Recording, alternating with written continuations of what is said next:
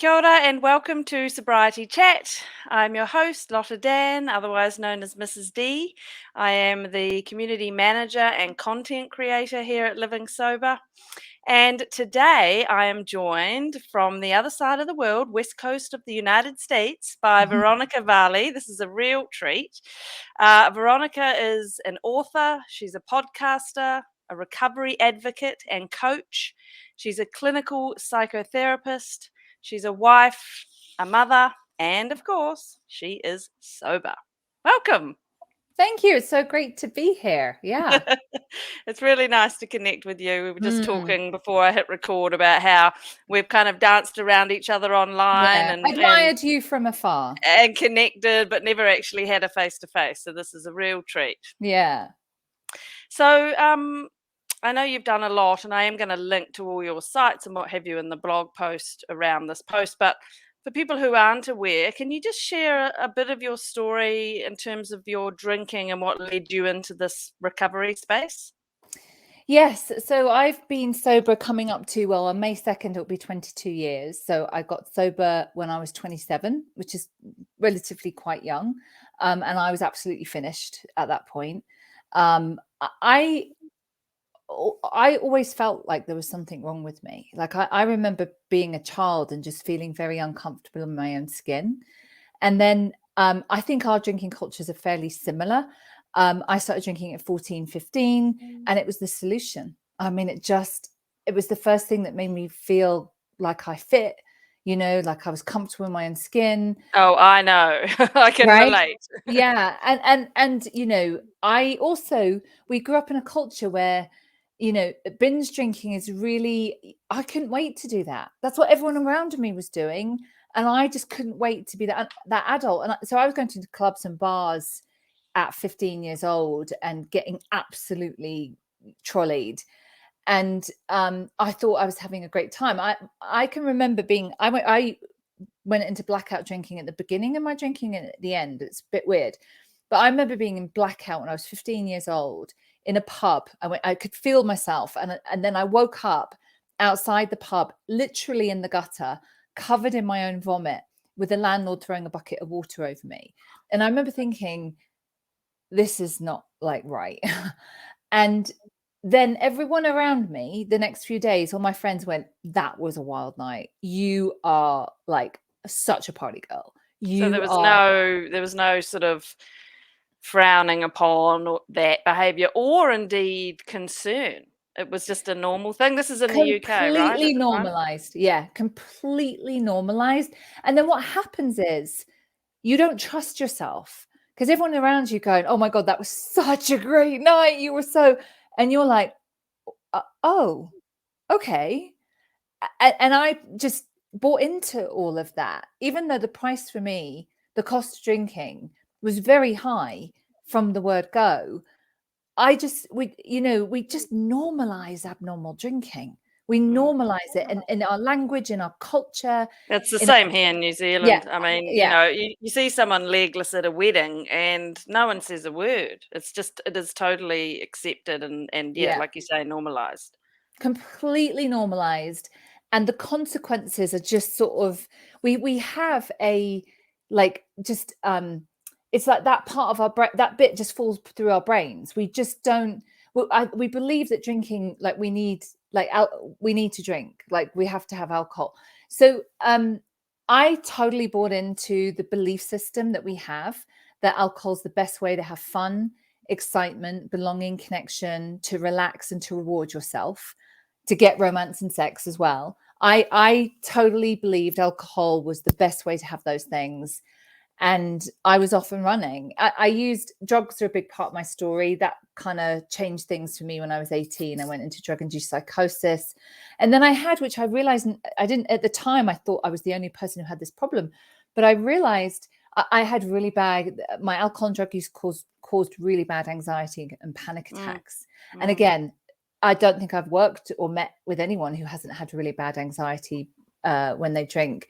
And then I started to use drink to cope with that anxiety, because when you're going into a situation, it's it works more or less for those first couple of hours, right? It just calms that fear down of social situations, dealing with people. So I began drinking to cope with my anxiety and drinking in secret. And that had a whole bunch of problems to it. And it just, so I thought from 18 years old, I knew something was wrong with me, but I thought it was a rare mental health problem that nobody else had. So I was looking for help for my mental health problem, the anxiety, the panic attacks. It never occurred, never crossed my mind that there was something wrong with my drinking. It's like adults drink. So how did that come up as an issue? Was it dealing with a professional who raised it, or what sort of got you to No. shine a spotlight on that? So I went to lots of places for help, and I got all sorts of prescription medication for the anxiety, and never thought or was really asked about my drinking. And I did a lot of geographicals. I moved around a lot. I was always running away from myself, jobs, men, countries, just running away from myself. Yeah. Look, if I have that, if I go over there, then I'll be happy. This'll fix it. Yeah, this will fix it. And so long story very short, because I had all this anxiety and panic attacks, I didn't deal well with groups. And I thought I need a job where I work one-on-one. And I thought I could be like a therapist because that's one-on-one. So the local college had an addictions counseling course. And I thought, all right, I'll have a look at that. And I started doing that, and things started, I was like, Amazing. And then I met someone who was sober, and I'd never met anyone who didn't drink. And she also seemed quite happy. And I was like, wow, that's a thing. Like, Right. bloody hell. And I got sober in the 12-step programs because I got sober in 2000. There wasn't really anything else then. The internet wasn't even really a thing. So, and I went to some 12-step meetings because I wanted to see these poor people would be like that I was going to help. And it was very like, I was in this sort of like, it was beginning to dawn on me how destructive my alcohol use was. And it was just introduced, like I just met people who didn't drink and they looked really all right. And I was like, I just kind of blew my mind that was possible. And so what happened was I stopped drinking for a little bit. I didn't identify with anybody. I was 27. I'd never been arrested. I never had a DUI. I've never been fired from a job. All those cliches that we look for those outward markers of a problem. Yeah. Yeah. I didn't think that, like I had, I used the word alcoholic then. I just didn't think I fitted that until I heard a man talk about fear. And he spoke about fear in a way that I've never heard anyone to speak about fear. And he spoke about how fear ruled his life, the fear of not being good enough, fear of not being worthy of love. And everything came from that. And his drinking came from that. And that for me was my like, oh my God, that's me. That's exactly how I feel. And other people feel like that too. It was my, that was my moment. Yeah, that was like, and then people started saying, I used to feel like that too, and I don't anymore. And I was like, there's a solution to this. And I was all in, because I felt like I'd been looking for help and an answer for 10 years. I'd been looking for an answer, but I didn't know what my problem was. I thought it was mental health, which it was, but it was the drinking. But you still came to it. And I want to come back to dealing with, what you had to deal with once the alcohol was removed, because for everyone, it's not as simple as just taking the alcohol away. Everything's sweet. There are often underlying things. But before then, just about this being 27, because you're right, it is unusual. And, on our site, most people are in that midlife bracket, 40s, 50s, 60s even. Before they start going, this isn't serving me, this isn't doing what I want, etc., etc. So how did it feel at 27 when you're still wanting to probably be out socializing, being at clubs, young in your 20s? How did that feel then, facing not drinking ever again? So yeah, it is more unusual, but I think there's a big reason why is I used cocaine as well, and those two, it just finished me off. I was absolutely, I had no serotonin. I was suicidal. I was in a really bad place. So I think it was the combination of those things, and so it was strange at the first. I absolutely, I then saw that I knew I shouldn't use cocaine. I understood that. But then I saw that I had to stop drinking as well. And I wasn't happy about that because I believed the lie that it's the best way to have fun, excitement, belong, connection. But I was prepared to do that in exchange for peace in my mind. The chaos was just so great. Yeah. If I could have peace and safety, like I didn't think I was going to be happy, or like I just like I was more than prepared to make that trade. And like if I can just not have the panic attacks and the fear and the paranoia, then I'll be like a quiet nun for the rest of my life. I just I just want a place to live and a job. Yeah. Wow. So it took about, I think I was 11 months sober when I wanted to go dance. I had a bunch. I met a few people who's about my age, and we were newly sober, and we wanted to go dancing. So we went together to a bar, and we went dancing, and it was very weird. And then I did it a few more times, and then it was like began to be all right. And I began to. It's like when you stop drinking, your life expands. And I began to have sort of the shift in perception. And that's all sobriety is. It's a shift in perception. So by the time I was 28, 29, things had got so much better. And I was very clear that things had got better because I didn't drink. Like there was no doubt in my mind that was directly related to being sober. So I think I started very early on, and that is completely off the table for me. Like, yeah, there's no ifs or buts or maybes. Gone. I cannot fuck with that. Yeah. So and then I sort of saw I was making the links. It's like I am like enjoying myself. I'm feeling so much better in myself, and I know I can see it's because I'm sober. So by 28, I was going to nightclubs, dancing. I was going to festivals. So great. Having a great time, probably. I mean, I have so much fun now at those sorts of events where you can actually concentrate on the music, connect with people, not go to the loo every 5 minutes, not go to the bar every 5 minutes, I remember, like, I love live music, and I remember like going to my first live concert. I think it was U2, and actually I think I went with some I think they were Kiwis because I had some Kiwi and Aussie friends. Yeah. And so they were like, because in New Zealand you don't get a lot of live. No. So they were like every week they would go and see someone. So I was like, oh, every so often I'll be, I'll go with you as well. They're brilliant. Like Kiwis in England are like, they do everything. We do. I did the same when I was there. Yeah, we're going to soak it up. I've got 2.5 years of this.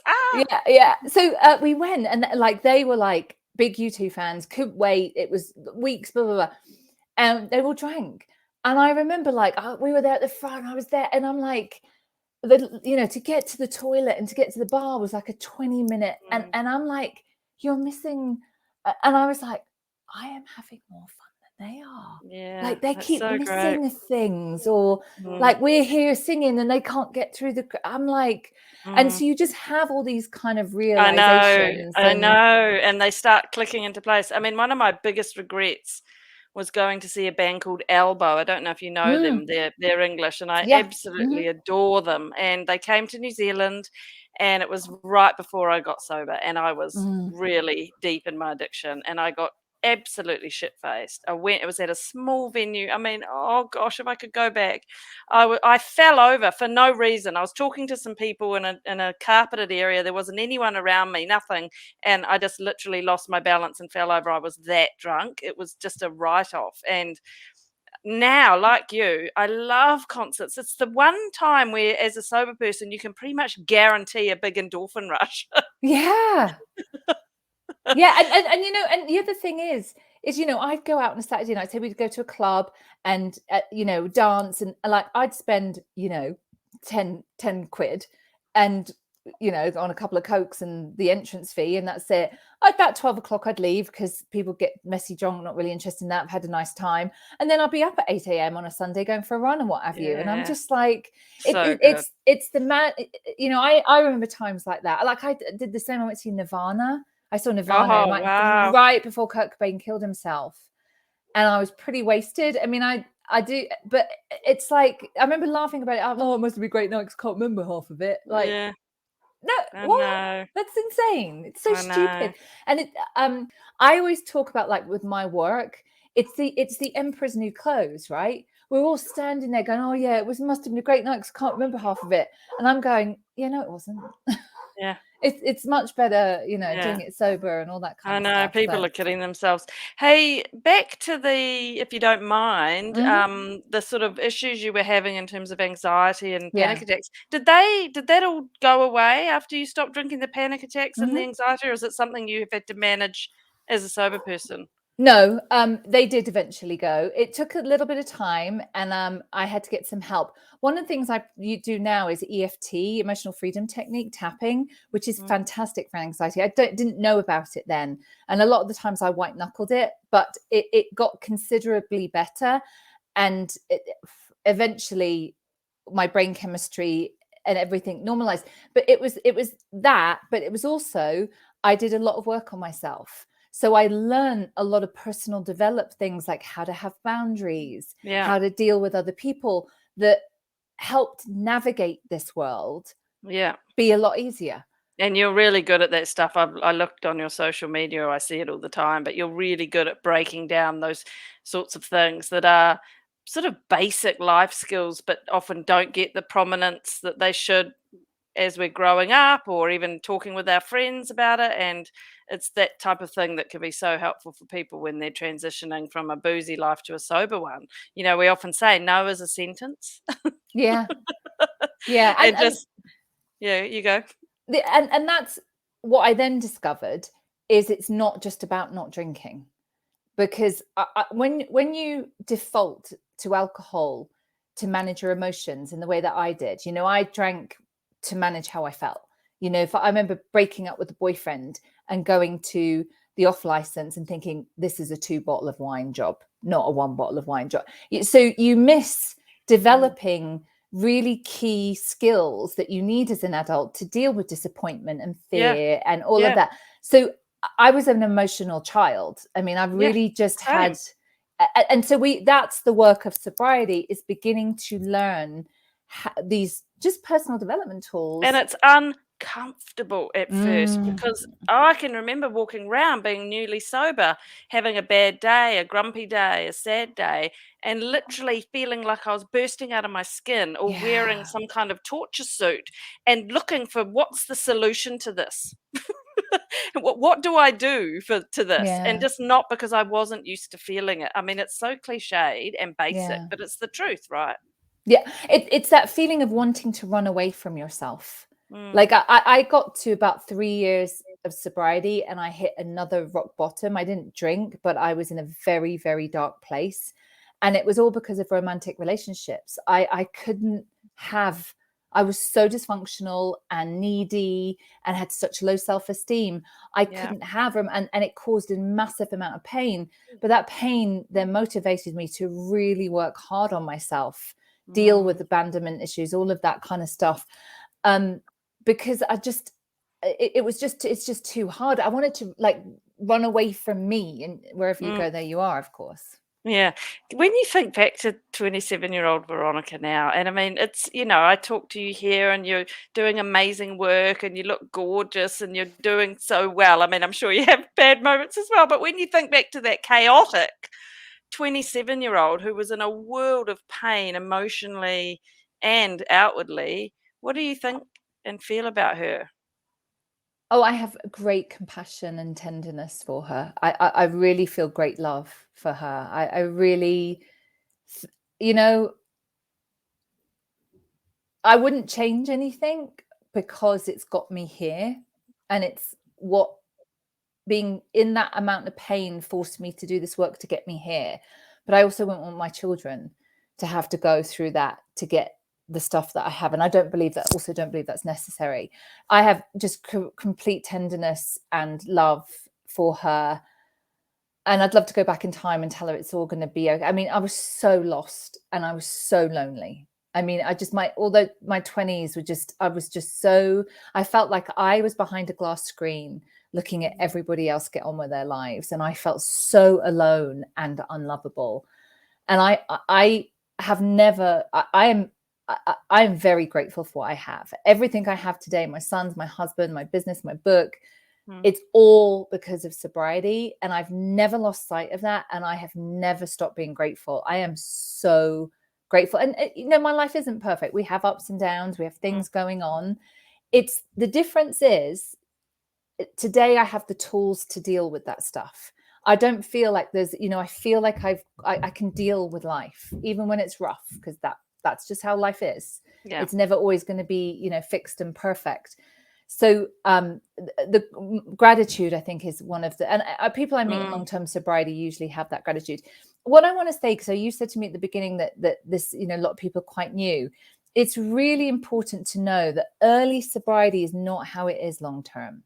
That first year, those first 6 months, when it feels like you want to crawl out of your skin, or it feels really hard, or it feels really uncomfortable, it isn't like that long term. It's like that at the beginning because it's such a massive transition, but it does change. And it's really important to know that, can you imagine at 21 years of sobriety, if I was still staying away from, I didn't want to, it'd be awful. I just live my life. Yeah, I know, that's the same as me. I often say that, I talk about, for me, I use language of being in recovery. I am in recovery. That doesn't mean that I'm desperately trying not to drink alcohol every day. Yeah. That means that I have an eye constantly on what I'm doing to look after myself. How am I going? Is this working? Is that working? What do I need? Yeah. For me, that's being in recovery. It's a process. So getting sober is an event, but recovery is a lifelong process of trying to live, as best you can with everything that comes along. Just when you feel like you've got something nailed, something new comes along. It's like it's constantly changing. But hey, I just wanted to ask you a bit. I was looking at your Instagram just before we came on here, and again, for people who don't know, Veronica does amazing work in the online space around what I call the soberverse, around promoting recovery and highlighting things that are damaging around our alcohol culture. And I really liked a post you put up recently where you shared a clip of a liquor ad, which was, there's this move now where the alcohol industry is trying to help make alcohol healthy. Right? Have you noticed it? It's all organic, it's all botanicals, or it's a seltzer, or it's this, that. It's all just bullshit. But you particularly talked about this ad. I don't know if you can remember where it said they were trying to be woke. And you wrote, stop. This is the quote. I wrote this down. Stop co-opting feminism to sell alcohol to women, because this is what goes on. Can you talk a bit about that? What does that mean exactly, and what is going on there? So there's a couple of things. Alcohol is now being marketed as a wellness product. So it's organic, no pesticides, removing a bunch of other things. So it's presented, it's like, oh, I can have a drink and be healthy. I mean, I'd have loved that. Yeah. And that really appeals to women who are always watching their weight and tend to be more into the organic, green juice, all of that kind of stuff. So in our minds, what happens is it's healthier. And I'm like, guys, the problem is not the pesticides. The problem is the ethanol. It's the same thing you've been putting on your hands for 2 years to not get COVID. That's what's in it. So it's marketing it as a wellness product, but it's also, this one that I do this. People send them to me, and I kind of do deconstruct the marketing garble. This one was about it was very woke. It was they want to ignite conversations with good men about feminism, and somehow their alcohol product was going to do that. It's going to help. It's just wine in a can. Yeah. Yeah, which, as you say, it's ethanol, it's addictive, it's carcinogenic, it's toxic, it's still the worst inherently. thing. It's the worst thing to ever recommend to a woman. The worst thing. It's a central nervous system depressant.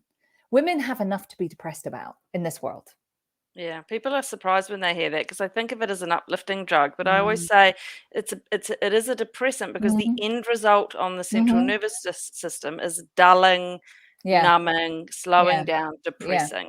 And especially since, like you said, when you first got sober, the internet wasn't really around, but especially since we've had the internet, social media, Facebook and the like, has been this real push towards women bonding and togetherness around this alcohol. And if you've had a hard day at home with the kids and you look on Facebook at 5 and someone's holding up a shiny glass of Chardonnay and you do the same, you feel somehow connected, but it's so flawed, right? It's a disservice to women. I really think it's gaslighting women. And there's a long history of marketing products. Valium was marketed as mother's little helper. There's a long history of anesthetizing women to the realities of womanhood and motherhood.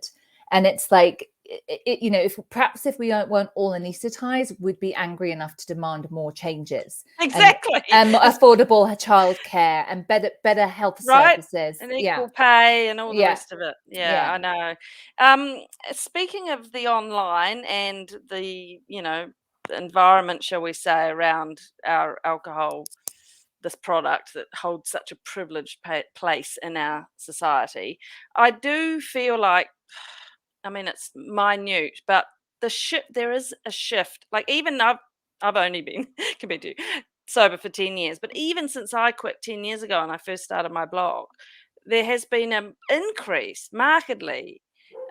Still kind of niche, but there's an increase even in the mainstream media here in New Zealand. I don't know about where you are, where there is a bit more talk about being sober curious. There is a bit more talk about, there's more people being open about being in recovery. There are more recovery advocates, sobriety coaches, people, it's exploding, right? I mean, what do you think about what's happening in that space, and what's your hope for the future?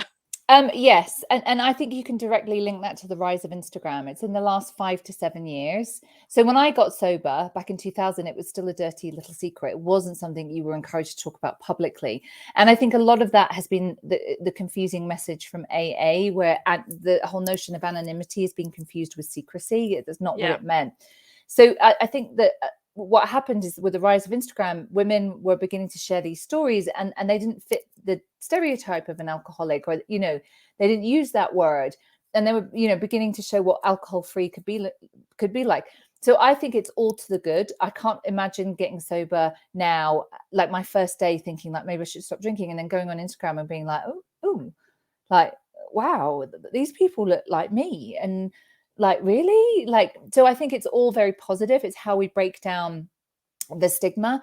I think it's we have, my goal as a mother is, I want not drinking to be like being a vegetarian.